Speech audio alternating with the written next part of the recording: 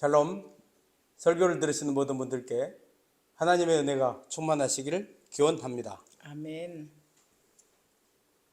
성경 통독 프로젝트 37번째 학개서입니다. 성경 통독을 돕기 위한 설교이니 설교를 들으시고 성경을 통독할 수 있는 은혜가 있기를 기대합니다. 아멘.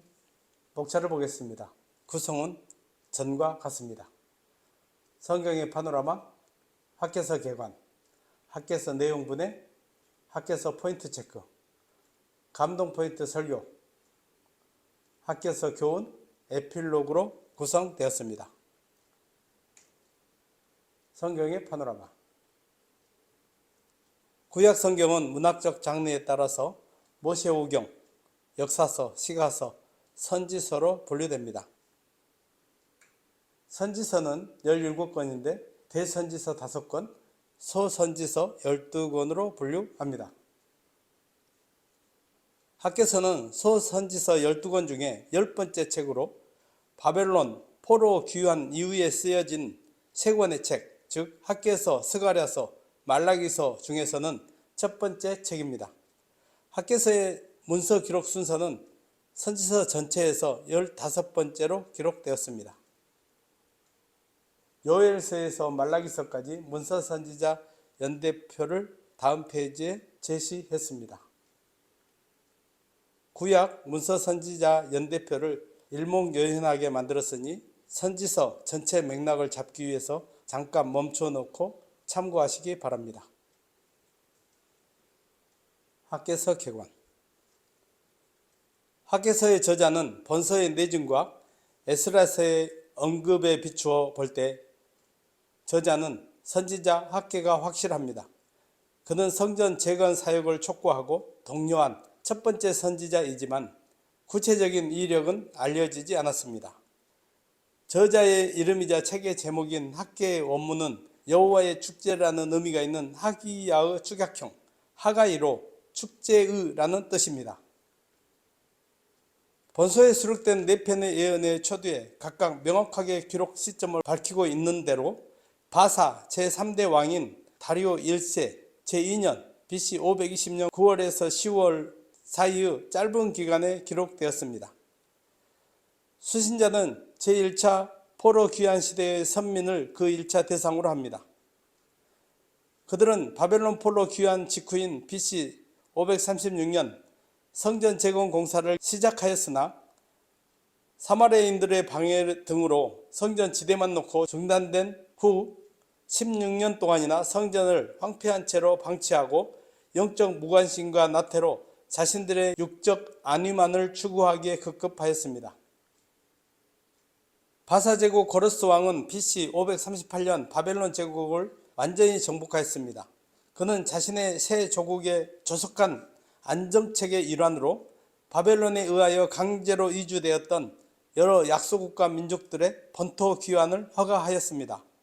고레스 왕의 특별 칙령에 의하여 유대인 출신 포로들도 각자의 의사에 따라 귀환하여 예루살렘 도성과 성전을 재건할 수 있게 되었습니다.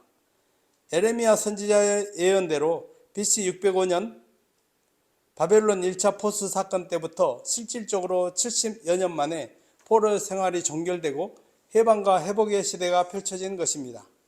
성경 역사서 기록을 보면 고레스 칙령 반포 1년 뒤인 BC 537년 스룹바벨의 영도하에 약 4,000명의 유대인들이 제1차로 귀환하였습니다. 그리고 이듬해인 BC 536년 제1차 귀환민들은 소위 스룹바벨 제2성전의 지대를 놓고 착공식을 감격스럽게 거행하였습니다. 그러나 성전 재건 공사는 사마리아인들의 질시와 방해 공작으로 중단되어서 학개 선지자가 등장하기 전까지 16년 동안이나 방치되었습니다. 주요 내용을 요약해보면 바벨론 포로 귀환 세대의 선민을 향하여 예루살렘 새성전 재건 사역 재개 촉구와 새성전 재건을 시작한 이후에도 새성전의 왜소함으로 인하여 실망하고 다시 중단될 위기에 처하는 등 많은 어려움을 겪어야만 했던 당시의 선민을 위로하고 격려하여 성전 재건을 완숙해 하기 위한 하나님의 원대한 약속의 말씀입니다. 학개서 내용 분해. 학계서는 전체 2장에 걸쳐 4편의 단편 예언들을 수록하고 있습니다. 4편의 단편 예언들은 각 예언의 선포, 시기와 1차 수신자를 명기하고 있어서 예언들이 서로 명확히 구분됩니다. 이들 4예언들은 스룹바벨 제2성전 재건공사의 재개 시점을 기준으로 구분하면 제1예언은 공사 재개 이전의 예언이고 제2에서 4예언은 공사 재개 이후의 예언들입니다. 학계서는 전체의 분량이 매우 짧아 굳이 구분할 필요 없이 4편의 단편 예언들의 내용을 그대로 요약하면 일목요연하게 이해가 가능합니다. 제1예언은 1장 1절에서 15절로 선지자는 유대 백성들의 삶의 어려움이 닥친 원인이 성전 재건이 중단되었기 때문이라고 합니다. 따라서 중단된 새 성전 재건 사역 재개를 촉구합니다. 제2예언은 2장 1절에서 9절로 새 성전이 이전 성전보다 초라해 보일지라도 더욱 큰 영광이 있을 것이라는 약속을 통한 성전 재건 공사의 계속 동료입니다. 제3예언은 2장 10절에서 19절로 하나님은 백성들의 순종을 요구하시며 새 성전 공사 재개를 기점으로 피폐한 삶에 하나님의 축복이 임할 것이라고 합니다.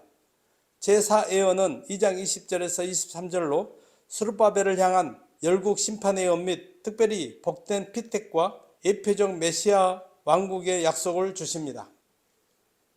학계서 포인트 체크. 포로 귀한 백성들을 향해 하나님이 내리신 명령은 성전을 재건하고 하나님 앞에서 바른 신앙 공동체를 건설하는 것이었습니다. 그러나 그들은 대적의 방해로 성전 재건이 중단되어 무려 16년간이나 있었음에도 아직 때가 이르지 않았다고 생각하며 성전 재건 공사를 마냥 미루고 있었습니다. 언젠가 때가 이를 것이란 생각은 있을지 모르나 지금은 그저 자기들의 일에만 열심이었습니다. 귀환한 백성들이 이러한 태도를 취한 것은 현실적으로 아직은 이스라엘이 바사의 속국으로 정치, 군사적으로 나라의 조직을 갖추지 못한 불안정한 상태여서 대적자들의 방해가 큰 위협이 되었고 아무것도 남아있지 않고 황폐해진 예루살렘의 상황도 경제적인 크나큰 문제였습니다. 그로 인해 대부분의 백성들은 예루살렘으로 돌아오자마자 매일의 끼니를 걱정해야만 했습니다. 그래서 그들은 오직 육신의 일을 도모하면서 성전 재건에 대해서는 아직 아니라고 생각했던 것입니다. 그러나 하나님의 일은 내일로 다음으로 미룰 수 있는 것이 아닙니다. 하나님의 말씀은 항상 즉각적으로 가장 우선하여 행해야 할 일입니다. 아멘. 성전은 여호와 하나님의 임재를 상징하는 초소로서 그 세부 양식까지 제시된 여호와께서 인정하신 이스라엘의 유일 중앙 성소였습니다. 성전이 예루살렘에 존재한다는 것은 절대 초월자이신 여호와 하나님께서 이스라엘 백성 가운데 거하시고 이스라엘은 여호와를 중심으로 살아가고 있음을 의미하는 것이었습니다. 포로 귀한 세대의 이스라엘 백성에게 있어서 새 성전은 그들이 다시 갖추어야 할 여러 사회 기반 시설물들 중에 하나가 아니었습니다. 포로에서 귀환한 백성들이 새 성전을 건립하는 것은 여호와의 선민으로서의 정체성을 온전히 회복하고 선민으로서의 새 역사를 시작하는 것을 보여주는 절대적 지표였습니다. 따라서 귀환한 백성들이 가장 먼저 시작한 것이 성전 재건 공사였습니다. 그런데 성전의 재건 공사가 16년간이나 방치되고 있었다는 사실은 결국 포로 귀환 세대가 선민으로서의 정체성과 역사의식이 흔들리며 사라지고 있는 것을 보여주는 것이었습니다. 감동 포인트 설교. 제목, 새 성전의 영광과 평강. 본문 학계서 2장 5절에서 9절. 같이 한번 읽어보겠습니다. 너희가 애굽에서 나올 때에 내가 너희와 언약한 말과 나의 영이 계속하여 너희 가운데에 머물러 있나니 너희는 두려워하지 말지어다. 만군의 여호와가 이같이 말하노라. 조금 있으면 내가 하늘과 땅과 바다와 육지를 진동시킬 것이요 또한 모든 나라를 진동시킬 것이며 모든 나라의 보배가 이르리니 내가 이 성전의 영광이 충만하게 하리라. 만군의 여호와의 말이니라. 은도 내 것이요 금도 내 것이니라. 만군의 여호와의 말이니라. 이 성전의 나중 영광이 이전 영광보다 크리라. 만군의 여호와의 말이니라. 내가 이곳에 평강을 주리라. 만군의 여호와의 말이니라. 아멘. 감동 포인트 설교의 맥락을 보겠습니다. 본문은 학개 선지자가 BC 520년 6월 1일부터 9월 24일 사이에 선포한 4편의 설교 가운데 그 두 번째 설교에 해당하는 부분입니다. 이 두 번째 설교는 새 성전의 우월한 영광 약속을 통하여 성전 재건 공사에 열심을 내도록 격려하는 것을 그 내용으로 합니다. 두 번째 설교가 선포되는 시기는 바사왕 다리오 제2년 7월 21일로서 이때는 포로 귀환 선민들이 성전 재건 사업을 재개한 때로부터는 한 달이 조금 못된 때입니다. 그리고 첫 번째 설교와 마찬가지로 백성들의 대표이자 성전 건축의 책임을 맡고 있었던 스룹바벨과 여호수아를 1차 대상으로 선포되었습니다. 솔로몬의 성전에 비하여 외형적으로 초라해 보이지만 그럼에도 불구하고 스스로 굳세게 하여 성전 건축에 임할 것을 독려하시고 4절에서 하나님은 스스로 굳세게 하라는 말씀으로 총독 스룹바벨과 대제사장 여호수아와 포로 귀한 선민 전체를 향하여 마음을 강하게 하여 성전 건축에 임해야 함을 강조합니다. 이어서 하나님의 영이 그들 가운데 머물러 계심을 주지시킴과 아울러 그들이 성전 재건에 어려움이 없도록 국제적으로나 경제적으로 도우시고 새 성전의 영광을 솔로몬 성전의 영광보다 크게 하실 것임을 약속하여 그들을 위로 격려하고 있습니다. 감동 포인트 및 적용.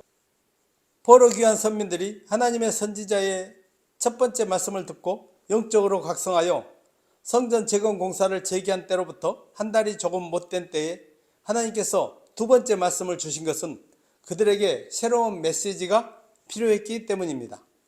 그들은 성전 재건 공사를 재개하고 얼마 지나지 않아서 새로운 문제에 직면하게 되었고 그로 인하여 실망과 낙심에 빠지게 되었습니다.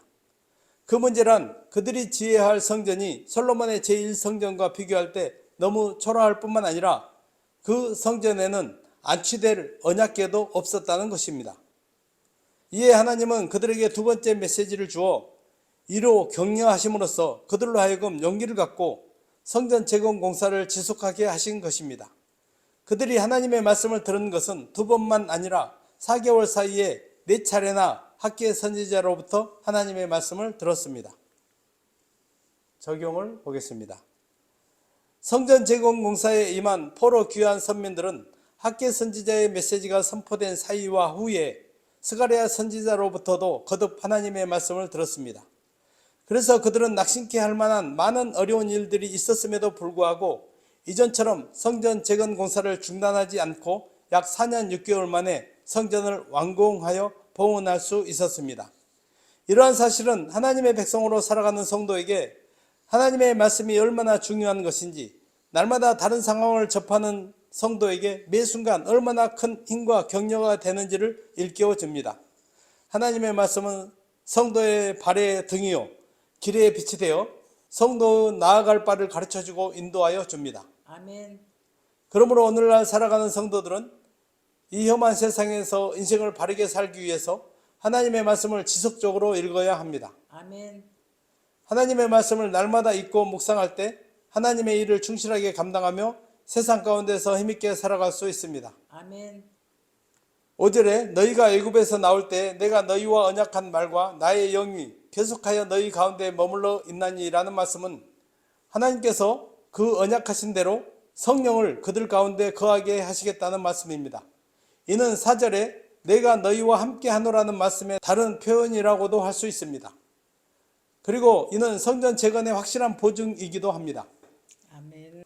성전 재건은 포로 귀한 선민들이 명실상부한 하나님의 백성의 공동체로 재건되는 것, 참으로 하나님을 온전히 섬기는 거룩한 백성으로 세움을 입는 것을 표상하는 것이었습니다. 그런데 귀환한 백성들은 성전 재건을 착수하고 얼마 되지 않아서 공사를 중단하고 16년간이나 방치하였습니다. 그래서 하나님은 말씀을 통해서 이제는 그들 자신의 힘으로가 아니라 오직 그들 가운데 내주하시는 하나님의 성령의 권능으로 성전 재건을 감당할 것이라고 말씀하시고 있습니다. 아멘. 하나님의 영이신 성령은 중단 없이 성전 재건 과업을 완수하게 하심으로 마침내 명실상부한 거룩한 하나님의 백성의 공동체를 세우도록 역사하였습니다. 아멘. 적용을 해보겠습니다. 성경은 예수 그리스도의 피로 제사함을 받은 성도들의 구원의 확실성을 무수히 증거합니다. 아멘. 그렇지만 성도가 처한 현실은 구원을 보증할 만큼 좋지 않습니다. 공중권세 잡은 자가 득시하여 주변에는 온갖 악인들, 죄인들, 불의한 자들이 기승을 부리고 있습니다. 또 성도들은 악의 세력으로 말미암아 무수한 핍박을 당할 뿐만 아니라 성도가 죄성을 지니고 있어서 범죄에 이를 때가 많습니다. 현실이 이런데도 하나님은 우리 구원에 대해서 확실하고 단호하게 보증하십니다. 아멘. 그것은 바로 성도 안에 거하시는 거룩한 성결의 영, 능력의 영이신 성령으로 인함입니다. 아멘. 성령은 선민들을 다시 일으켜서 중단된 성전 재건을 완수하게 하셨고 그곳에 함께 계시겠다고 하셨습니다. 아멘. 이처럼 성령은 성도의 구원이 완성될 때까지 함께 하시며 성도가 온전한 구원의 자리에 이르도록 친히 인도하십니다. 아멘. 성령은 성도 안에 거하셔서 천국 구원의 확실한 보증이 되어 주십니다. 아멘. 8절을 보면 하나님은 은도 내 것이요 금도 내 것이라고 말씀하고 있습니다. 이는 포로 귀한 선민들로 하여금 성전 건축을 주저하거나 낙심하게 만든 한 요인인 성전 건축 비용과 관련이 있습니다. 솔로몬 성전의 경우 성전 건축에는 어마어마한 경비가 소요되었습니다. 그런데 제1차 포로 귀환 시대의 선민들에게는 성전 건축을 위해 드릴 충분한 재물이 없었습니다. 8절의 말씀은 은과 금이 부족하여 성전의 외형이 초라하다고 할지라도 하나님은 화려한 성전을 사랑하시는 분이 아니므로 걱정하지 말고 성전 건축에 임하라는 위로와 격려의 말씀으로 이해할 수 있습니다. 또 다른 한편으로 은과 금은 하나님의 것으로서 성전 건축에 필요한 경비는 하나님께서 친히 채워주실 것인 바 경비를 염려하지 말고 성전 건축에 임하라는 의미의 말씀으로 이해할 수 있습니다. 결국 하나님은 포로 귀한 선민들이 당신의 말씀과 약속에 의하여 성전 건축에 임하였을 때 그들의 모든 필요를 다 채워주셨습니다. 아멘. 적용을 해보겠습니다. 하나님의 일을 하는 사람들에게 있어서 중요한 것은 돈이 아닙니다. 포로 귀한 선민들이 하나님의 성전을 다시 짓기 시작하였을 때 성전 건축 비용에 대한 걱정이 많았습니다. 그런데 하나님은 바사의 다리오 왕을 감동시켜 성전 건축에 필요한 자재와 경비를 유프라테스 강 서편 속지에 속한 나라들의 세금으로 감당하게 하셨습니다. 7절에서 모든 나라의 보배가 이르리니 라고 하신 말씀에는 분명 이 같은 사실 또한 내포된 것이라 할 수 있습니다. 많은 사람들이 하나님의 일을 재물과 같은 물질적인 필요의 충당 여부에 달려있다고 생각하지만 사실은 그렇지 않습니다. 하나님의 일을 하는 사람에게 중요한 것은 하나님께 대한 열정과 충성입니다. 아멘. 하나님을 향한 진솔한 열정과 충성만 있다면 그 일을 위한 모든 필요는 하나님께서 채워주십니다. 아멘. 그러므로 성도들은 하나님 앞에서 감당해야 할 사명이 있다면 은도 금도 다 내 것이라고 하신 하나님을 바라며 열정을 다해 충성스럽게 하나님의 일에 적극적으로 임하시기를 바랍니다. 아멘. 9절을 보면 하나님은 이 성전의 나중 영광이 이전 영광보다 크리라. 내가 이곳에 평강을 주리라고 말씀하십니다. 여기서 이 성전의 나중 영광이란 제2성전의 영광을 말합니다. 그리고 이전 영광이란 제1성전, 곧 솔로몬 성전의 영광을 말합니다. 제1성전은 최고급 재료를 가지고 최고의 기술자들이 정교하고도 아름답게 건축하였습니다. 제2성전에는 최고급 재료도 없었고 최고의 기술자가 지을 수도 없었습니다. 게다가 제2성전에는 언약궤도 없었습니다. 그런데도 하나님은 제2성전의 영광이 제1성전의 영광보다 클 것이라고 말씀하고 있습니다. 그 근거로 하나님은 내가 이곳에 평강을 주리라고 말씀하십니다. 아멘. 이는 파괴된 제1성전과 달리 제2성전을 안전하게 보존시켜 주실 것을 말씀하신 것이라 할 수 있습니다. 그러나 여기에는 보다 심오한 의미가 있는데 여기서 평강은 평강의 왕이신 예수 그리스도를 가리킵니다. 아멘. 그리하여 평강을 주시겠다는 말씀은 이 성전에 예수 그리스도를 보내주시겠다는 말씀이라고 할 수 있습니다. 아멘.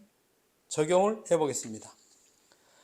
하나님께서 예수 그리스도를 보내주시겠다는 말씀은 후에 아기 예수가 마리아와 요셉의 품에 안겨 예루살렘 성전에 임하심으로 성취되었습니다. 아멘. 성전에 임하신 예수님은 하나님의 영광의 본체이십니다. 아멘. 예수 그리스도는 성전된 성도들에게는 영광이며 평강이십니다. 아멘. 그렇기에 그리스도를 모신 성전된 성도는 세상의 그 누구보다도 영광스러운 존재로 하나님이 주시는 넘치는 평강을 누립니다. 아멘.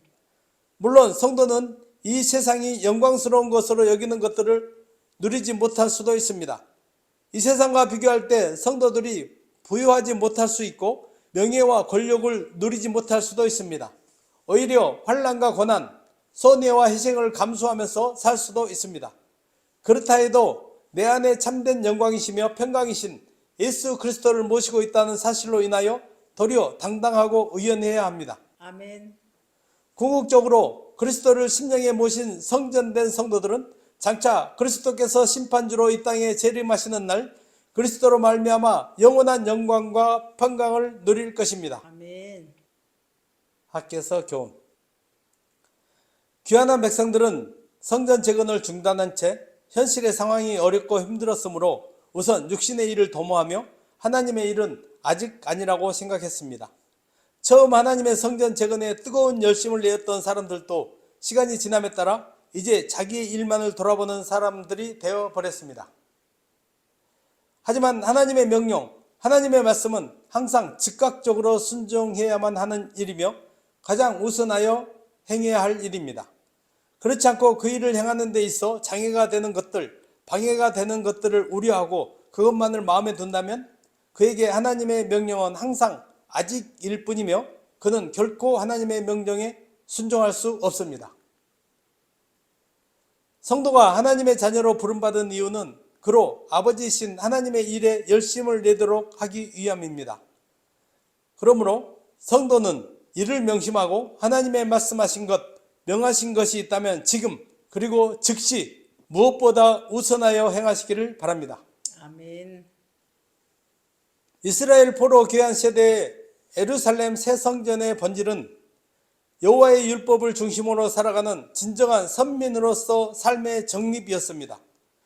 여호와와 그분의 말씀을 중심으로 살아가는 삶은 신약의 성도에게 영원히 요청되는 삶의 원형입니다. 특히 신약에서 바울 사도는 성령이 내주하시는 터전으로서 우리 각자를 성전으로 묘사하였습니다. 또한 그리스도 안에서 하나 되어 교회를 이룬 연합체로서의 우리에 대하여 그의 안에서 건물마다 서로 연결하여 주 안에서 성전이 되어가고 너희도 성령 안에서 하나님의 거하실 처소가 되기 위하여 그리스도 예수 안에서 함께 지어져 가느니라고 가르쳤습니다. 아멘. 따라서 새 성전의 재건을 외친 학계의 메시지는 본질적 의미에서 신약의 성도들과 교회 공동체 안에 영원히 살아 있어야 하는 것이 하나님의 말씀이며 성령의 임재임을 교훈해주고 있습니다. 아멘. 에필로그. 학개서 분량은 2장 2쪽으로 5분 정도면 한번 읽을 수 있습니다. 설교를 들으시고 학개서를 읽으며 많은 은혜를 받으시기를 기대합니다. 아멘. 제가 성경 통독을 강조하는 이유는 모든 성경이 하나님의 감동으로 되었으니 성도가 모든 성경을 읽기 힘쓰는 것은 당연하며 성경 일독하는데 100시간 정도여서 성도가 하나님과 1대1로 교제하는 절대 시간이 측정될 수 있기 때문입니다. 이제부터라도 성경 통독 어렵게 생각하지 마시고 제 설교를 길잡이 삼아 성경 통독을 시작하시기 바랍니다. 하루에 1시간 읽으면 주일 쉬고도 1년에 3독은 할 수 있습니다. 펴고 읽을 때 기록하는 저자에게 감동으로 역사하신 성령께서 동일하게 읽는 성도에게도 감동으로 역사하실 줄 믿습니다. 아멘. 말씀을 정리하고 마치겠습니다. 학개서는 중단된 성전 재건을 독려하는 4번의 메시지를 통하여 하나님의 백성들이 하나님의 말씀에 순종하고 하나님의 일을 최우선으로 할 때 성령께서 함께해 주시고 하나님께서 풍성한 은혜와 축복을 주신다고 말씀하고 있습니다. 학개서 성전 재건의 교훈은 택한 백성들이 하나님의 말씀 중심 공동체를 세워야 함을 강조하고 있습니다. 그러므로 성도들은 말씀으로 세워진 교회 공동체 안에 성령께서 임하셔서 함께 하시고 영원히 지키시며 하나님께서 친히 인도하신다는 사실을 확실히 믿고 하나님의 말씀을 날마다 읽고 묵상하는 삶으로 최후 승리를 할 수 있기를 바랍니다. 아멘. 설교를 들으시고 성경을 읽으시는 모든 분들이 하나님의 은혜와 지혜와 말씀의 능력으로 충만하시길 주의 이름으로 축원합니다. 아멘. 아멘.